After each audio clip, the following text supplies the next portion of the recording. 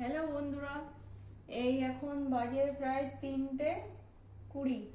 তো এখন দুপুরের খাওয়া দাওয়া শুরু করেছি। তো দেখো আজকে মেনু কি কি রান্না করলাম।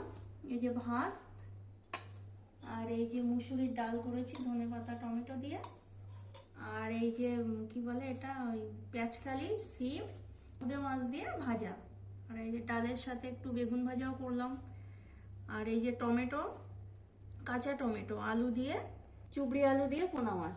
তো সেই জন্য সব রেডি করে নিয়েছি, এখন খাবো। তো ভাত বাড়ছি খাওয়ার জন্য।